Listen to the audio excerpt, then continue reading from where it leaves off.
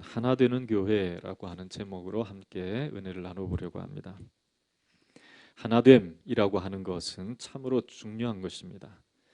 여러분 오케스트라를 보신 적이 있으시죠? 오케스트라 하면 많은 악기들이 있습니다. 금관악기, 목관악기, 또 타악기도 있고 여러 가지 악기가 있습니다. 다양한 악기들이 모여서 다양한 장르의 음악을 연주해내는 오케스트라. 그런데 만약에 이 악기 연주자들이 지휘자의 지휘를 따라서 하나 되지 않고 각자의 소리를 낸다면 그 소리가 아무리 크고 웅장해도 소음에 불과할 것입니다. 그러나 하나된 소리, 하나된 그 소리는 아무리 작은 소리라 할지라도 듣는 사람들로 하여금 큰 울림을 주는, 마음에 여운을 남게 하고 마음의 평안도 주고 감격도 주는 그러한 음악으로 남아있게 되는 것이죠. 남미 파라과이에 재활용 오케스트라라고 하는 유명한 오케스트라가 있었습니다. 이들이 살고 있는 곳은 쓰레기 매립장인 카테우라라고 하는 곳인데요. 각종 질병과 또 열악한 환경 속에서 아이들은 소망 없이 크는 그런 곳이었습니다.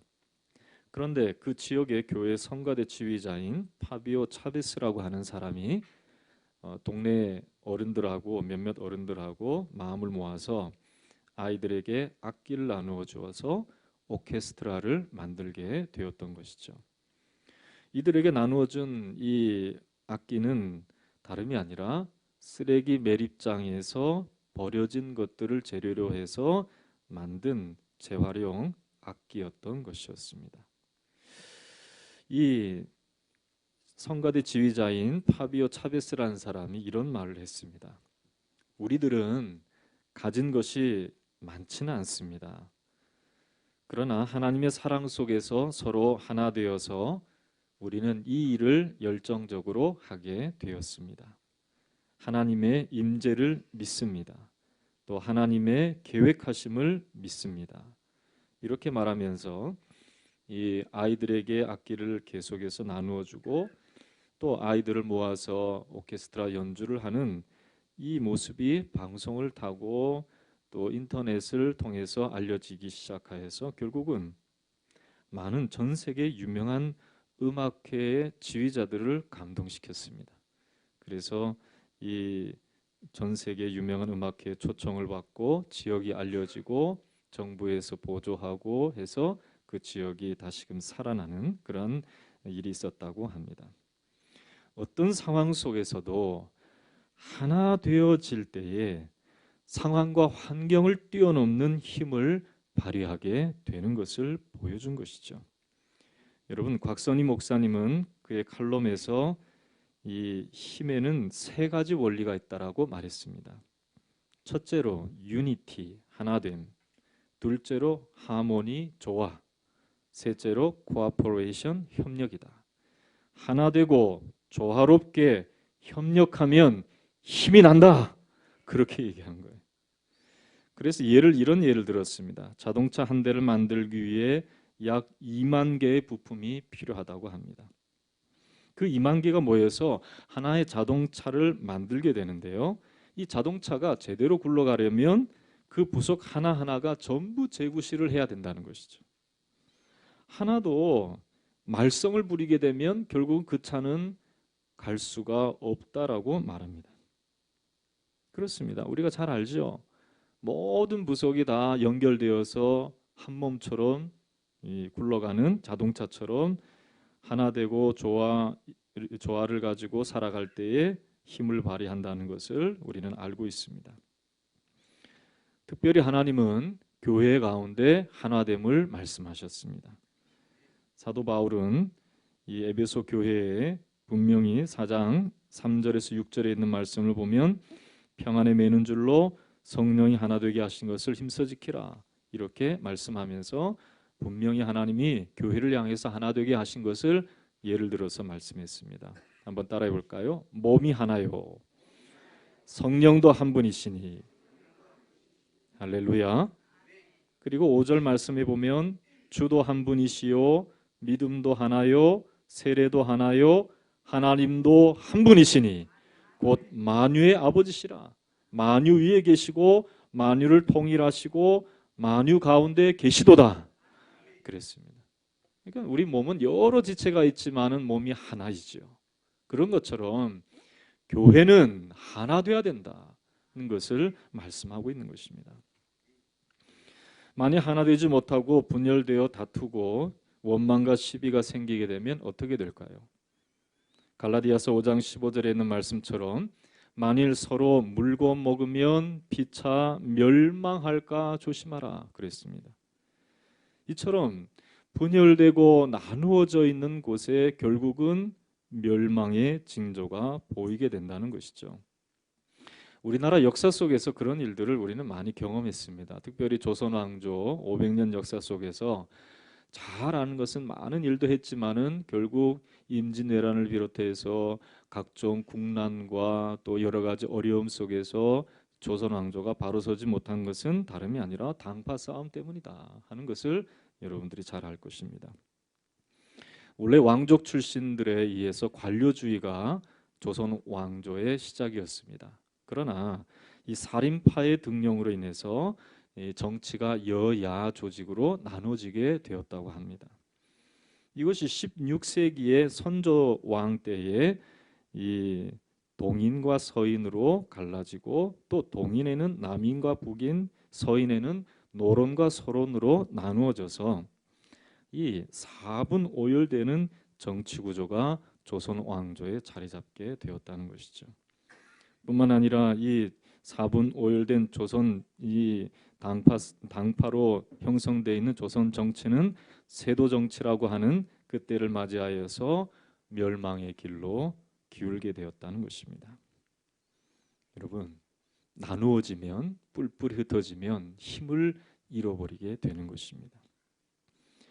고린도 교회가 마치 조선 왕조의 이 모습처럼 그랬습니다. 고린도전서 1장을 읽어보면 고린도 교회는 나는 바울파다, 나는 아볼로파다, 나는 게바파다. 게바는 베드로를 말하거든요. 그러면서 서로 당파를 지어서 서로 대치하고 싸웠습니다. 어떤 사람들은 이렇게 얘기했습니다. 나는 바울파도 싫다. 나는 아볼로파도 싫다. 나는 게바파도 싫다. 그래서 나는 예수파다. 그렇게 얘기하면서 어디에도 속하지 아니하고 자신은 다른 길을 걷는다. 이렇게 이야기하는 사람들이 고린도 교회에 있었다는 거예요. 그래서 고린도 교회는 자세히 들여다보면 은사도 많고 또 많은 사람들이 있고 그랬지만은 결국 교회는 이러한 분열 때문에 하나 되지 못하고 성장하지 못하고 교회의 기능을 감당하지 못했다는 것입니다. 이런 고린도 교회의 모습처럼 빌립보 교회가 그럴 처지에 놓이게 되었습니다. 그래서 이 빌립보서를 기록하고 있는 바울은 분명히 오늘 4장에서 한 가지 사건을 지적하고 마지막 말씀을 마무리 짓고 있습니다. 4장 2절의 말씀을 보면 내가 유오디아를 권하고 순두개를 권하노니 주 안에서 같은 마음을 품으라. 한번 따라해 볼까요? 주 안에서 같은 마음을 품으라. 이 유오디아와 순두개는 3절에 있는 말씀을 보면 이 복음에 나와 함께 힘쓰던 저 여인들이라고 말하고 있습니다. 그러니까 교회에서 큰 영향력을 가지고 이 바울이 증거한 복음을 위해서 힘써 일했던 사람들이었습니다. 영향력을 가지고 힘있게 전도도 하고 봉사도 하고 헌신도 하고 수고도 하고 그리고 많은 사람들에게 영향을 미쳤던 여인이라 할 수 있죠. 그런데 이 두 인물이 마음을 같이 하지 않았다는 거예요. 그래서 바울은 이 문제를 분명히 이야기하면서 교회가 분열되어 나누어지지 않도록 이 두 사람에게 같은 마음을 품고 하나 되어서 교회를 섬길 것을 말씀하고 있습니다. 여러분, 교회나 가정이나 어디서든지 하나 되어야 할 줄로 믿습니다. 이 사람 생각 다르고 저 사람 생각 다르고 이 사람 뜻이 다르고 저 사람 뜻이 다르고 이 사람 말이 다르고 저 사람 말이 다르면 안 되는 거예요. 고린도 전서 1장에 있는 말씀처럼 그리스도인들은 같은 마음, 같은 뜻, 같은 말을 통해서 하나 되어지는 역사가 있어야 된다는 것을 간절히 이야기한 바울처럼 오늘 주님께서 원하시는 이러한 마음으로 우리가 분명히 하나 되어져서 같은 말을 하고 같은 뜻을 가지고 같은 마음을 가지고 교회와 가정을 섬길 수 있는 저와 여러분 되시기를 주님의 이름으로 축원합니다. 그러면은 어떻게 하면 우리가 하나 되어서 섬길 수 있을까? 바울은 오늘 이 빌립보서 4장에서 여러 가지 교훈을 단락단락 지어서 말씀하고 있습니다. 원래 바울은 그렇게 설명하지 않습니다. 어느 한 주제가 있으면은 그 주제나 사건에 대해서 쭉 논리적으로 전개하는 스타일인데 그런 말씀들을 많이 쓰는데 오늘 4장에는 단락 지어서 말씀하고 있습니다. 이것은 다름이 아니라 한 사건인 유오디아와 순두계가 서로 싸우는 이 모습을 통해서 하나 되어질 수 있도록 하기 위해서 마치 잠언의 교훈처럼 한 가지씩 분명한 교훈을 주지시켜 놓고 있는 것을 보게 됩니다. 하나 되게 하기 위해서 바울이 첫 번째로 말씀하신 것은 무엇이냐면은 주 안에서 서라 이렇게 말씀하고 있습니다. 한번 4장 1절을 같이 읽어보겠습니다. 그러므로 나의 사랑하고 사모하는 형제들 나의 기쁨이요 면류가 아닌 사랑하는 자들아 이와 같이 주 안에 서라. 한번 다시 크게 한번 따라해 볼까요? 주 안에 서라. 그렇습니다. 유오디아와 순두계는 어떤 일로 다투었는지를 기록하고 있지는 하지는 않지만은 그러나 유추해 보건대 이들은 진리의 문제로 싸우는 것은 아니었어요. 그러니까 유오디아나 순두계 중에 진리의 말씀에서 벗어나서 이단의 가르침을 받았기 때문에 서로 다툰 것은 아니었다는 거예요. 왜냐하면 오늘 말씀해 보면 이 3절에 이들의 이 이름들이 그 이름들이 생명책에 있느니라라고 말씀하고 있어요. 그 이름들이 생명책에 있느니라는 이 말은 이 두 여인을 비롯해서 클리멘트와 동역자들 모두를 다 말하는 것입니다. 그러니까 이 유오디아와 순두계도 다 구원받은 사람이다. 생명책에 그 이름이 있다. 그렇게 얘기하는 것을 볼 때 이들은 진리의 문제 때문에 서로 나누어진 것은 아니라고 볼 수 있는 것입니다. 대부분 갈등의 요인은 사소한 문제에서 발생하게 됩니다. 아무래도 유오디아와 순두계는 예수님의 제자들이 그랬던 것처럼 누가 더 크냐, 누가 더 영향력 있냐 이것 때문에 서로 마음의 갈등이 일어났던 것으로 생각이 듭니다. 초등학교에 있었던 일입니다. 선생님이 이 칠판에다가 뿌리라고 하는 글자를 썼어요. 뿌리. 그 글자를 쓰고 이제 자신들의 이 뿌리에 대해서 이제 가정의 그 뿌리에 대해서 이야기하는 특별히 자기의 선조들, 조상들에 대해서 이야기하는 그러한 시간을 가졌습니다. 한 아이가 자랑스럽게 이렇게 발표했습니다. 저는 전주이씨 47대 장손입니다. 저희 증조 할아버지는 조선시대 예조 판서를 지냈습니다. 저희 할아버지는 지금도 시골 교장 선생님이십니다. 아버지는 대기업 중형이십니다.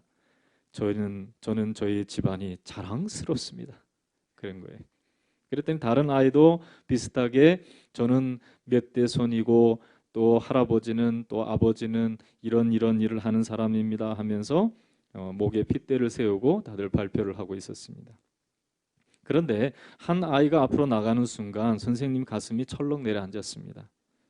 그 아이는 부모님 없이 보육원에서 자라고 있는 아이였기 때문이었습니다.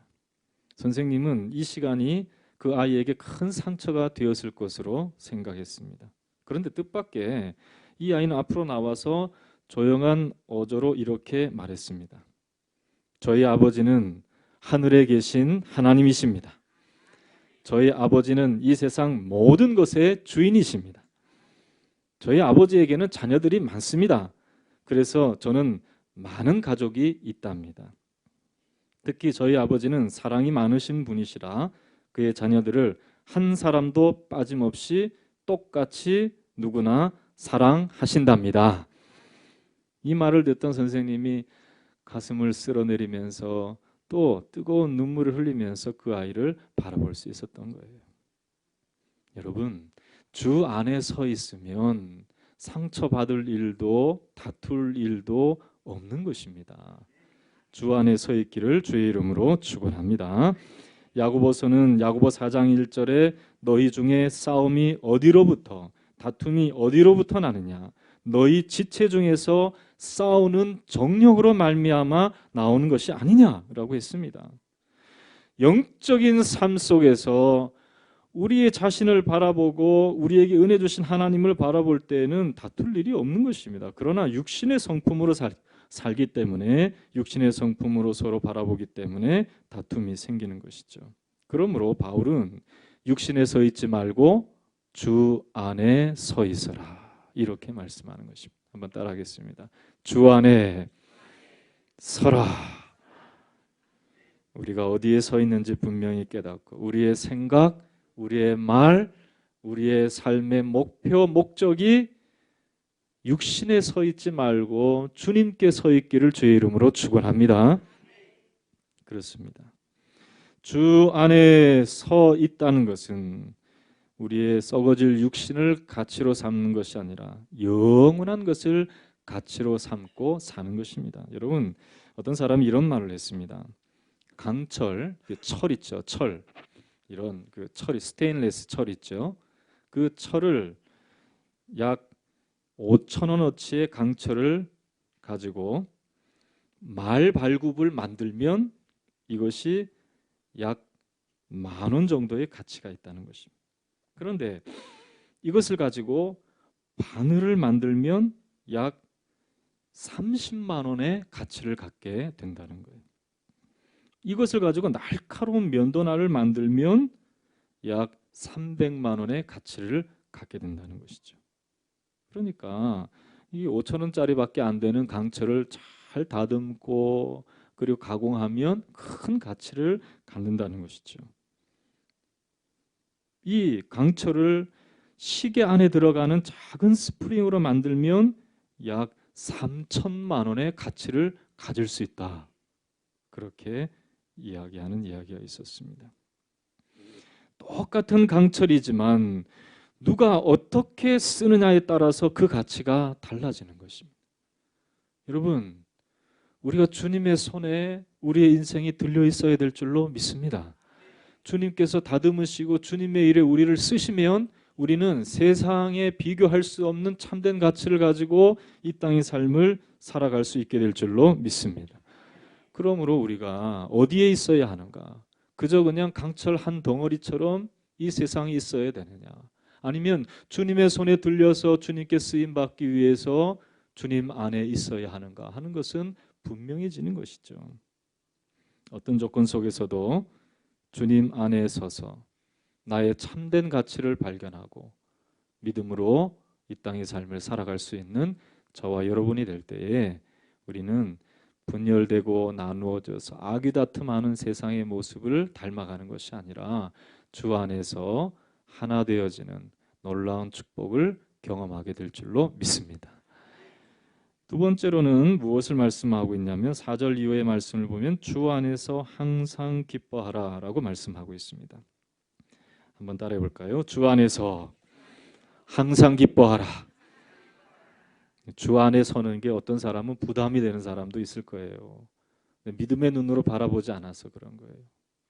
우리 주님께서 주시는 것은 우리에게 무거운 짐을 주시는 하나님이 아니라 우리 가운데 기쁨을 주시고 영원한 복락을 주시는 하나님이심을 믿으시기를 주의 이름으로 축원합니다.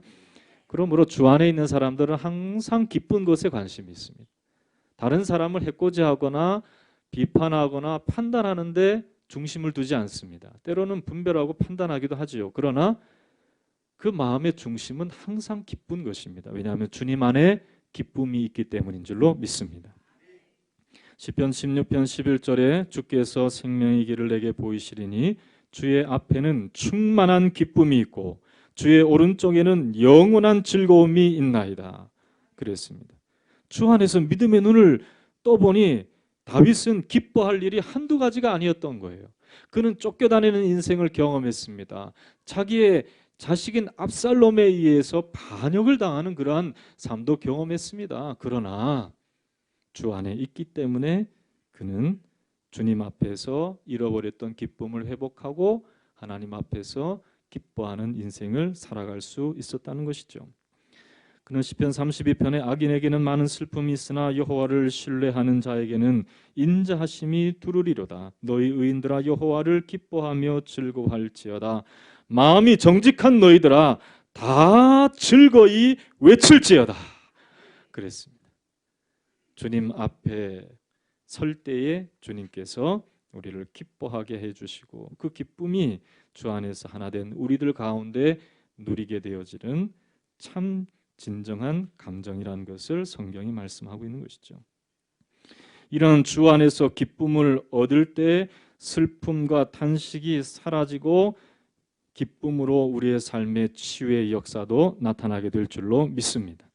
이사야는 이사야 35장 10절에 여호와의 속량을 받은 자들이 돌아오되 노래하며 시온에 이르러 그들의 머리 위에 영영한 희락이 있고 기쁨과 즐거움을 얻으리니 슬픔과 탄식이 사라지리로다 그랬습니다.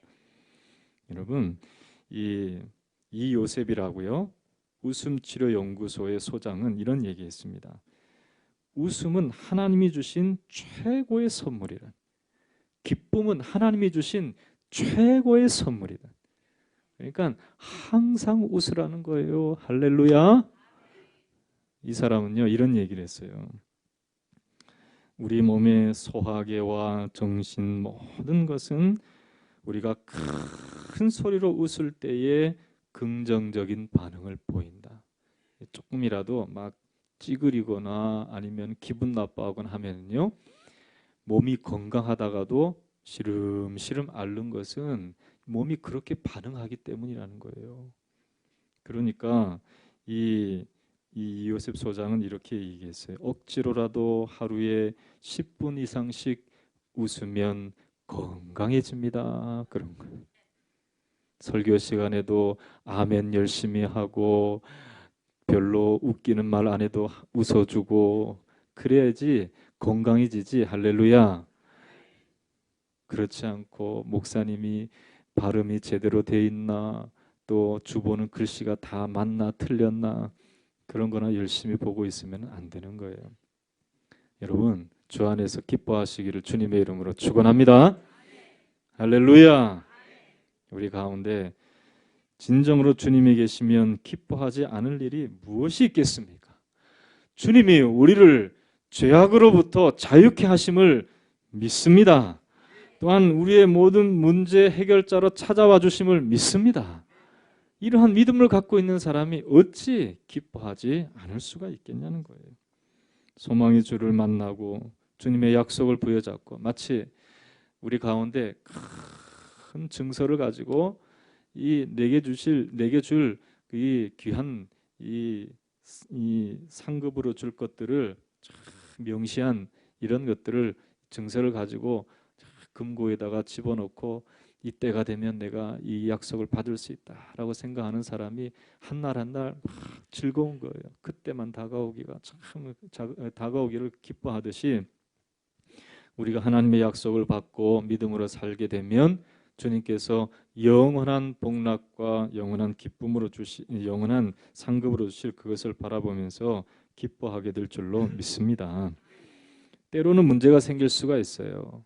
우리가 항상 기뻐하라, 쉬지 말고 기도하라, 범사에 감사하라 주님 말씀하셨음에도 불구하고 문제가 생기지 않을 때가 이 문제가 안 생길 수는 없는 것이죠.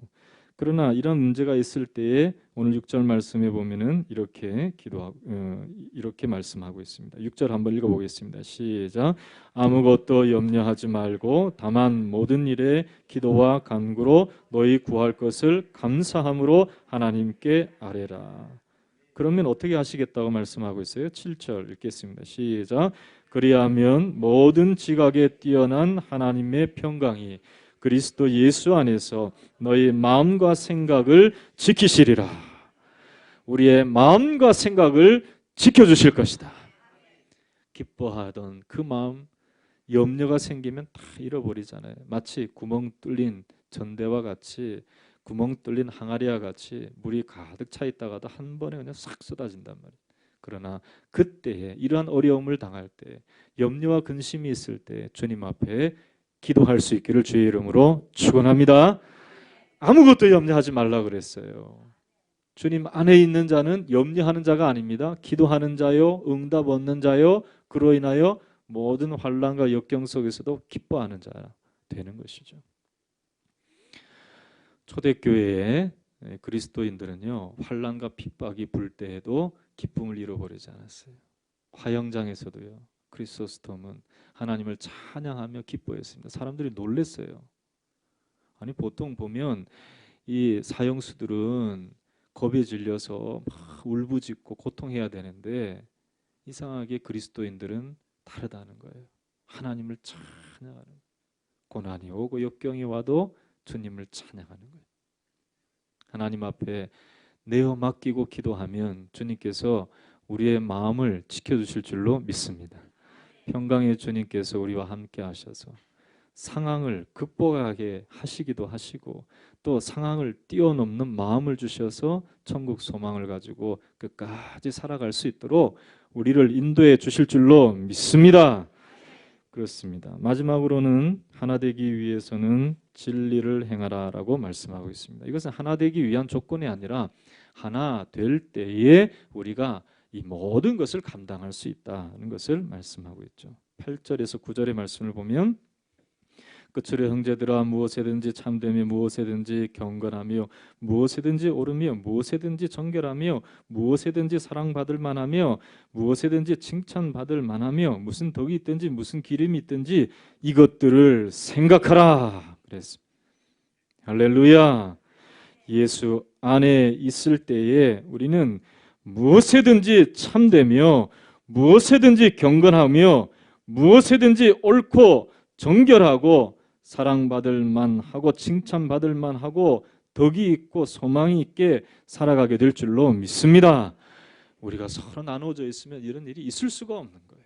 진리 안에 행할 수도 없어요. 그리고 칭찬도 못 받아요.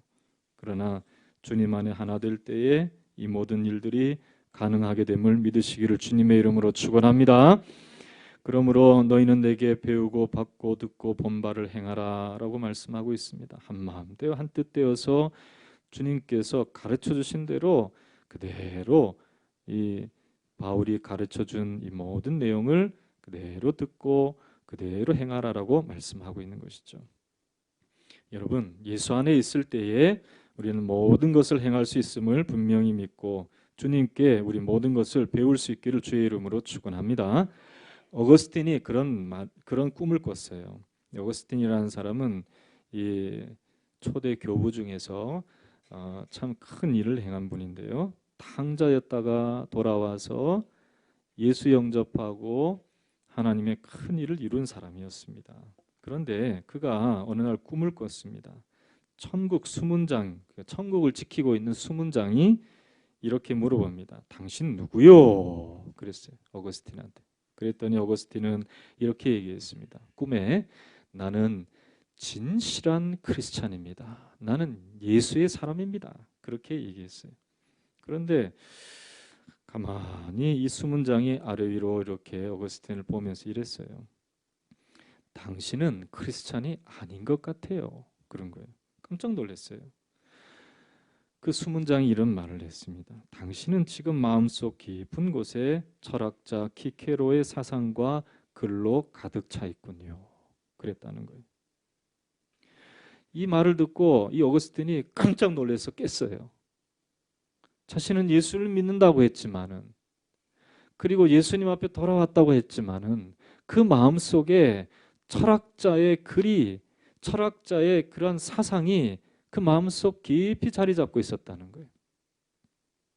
그래서 이 꿈에서 깨고 예수님에 대해서 더 깊이 묵상하기 위해서 바울이 자기가 가졌던 모든 예전의 자기를 명예롭게 하고 영화롭게 했던 것들을 버린 것처럼 이 어거스틴도 똑같이 그렇게 했다는 거예요. 다 배설물처럼 버리고 주님 내 마음 가운데 충만하게 임재하여 주시옵소서. 내가 주님 안에 있고 주님이 내 안에 있기를 원합니다. 그러면서 간절히 예수님만 묵상한 거예요. 할렐루야. 그래서 어거스틴은 이런 고백을 했습니다. 나는 그리스도인이고 싶다. 예수님으로만 마음에 품고 살리라. 그렇게 고백한 거예요. 여러분, 우리가 이렇게 살아가면 서로가 나누어져서 싸울 이유가 무엇이 있겠습니까? 의견이 좀 다르고 생각이 다르다고 해서 우리가 분열될 이유가 무엇이 있겠어요? 다 달라도 주님, 우리 교회 오케스트라와 같은 다양한 사람이 있지만 주님께서 지휘자처럼 우리 새로운 교회의 목자가 되어주시고 지도자가 되어주시고 인도자가 되어주실 줄로 믿습니다. 주님 안에 있기를 주의 이름으로 축원합니다. 주님 안에 서 있기를 주의 이름으로 축원합니다. 주 안에서 기뻐하시기를 주의 이름으로 축원합니다. 그렇습니다. 주 안에서 모든 것을 행할 수 있기를 주님의 이름으로 축원합니다. 그럴 때 우리는 하나님 안에서 하나 되어 하나님이 기뻐하시고 원하시고 주님의 뜻을 이룰 수 있는 교회와 또한 가정과 삶에 하나님이 원하시는 것을 행할 수 있는 믿음의 사람이 될 줄로 믿습니다. 따라합시다. 예수 안에 있을 때 우리는 하나 되어 하나님의 뜻을 이룰 수 있다. 이것이 진정한 우리의 가치임을 깨닫고 세상에 줄 수도 없고 이해할 수도 없고 알 수도 없는 하나님이 우리를 아시고 우리를 기억하시고 우리에게 영원한 상급 주시는 참 놀라운 영원한 가치를 가지고 살아갈 수 있는 저와 여러분 되시기를 주님의 이름으로 축원합니다. 다 함께 한번 기도하도록 하겠습니다.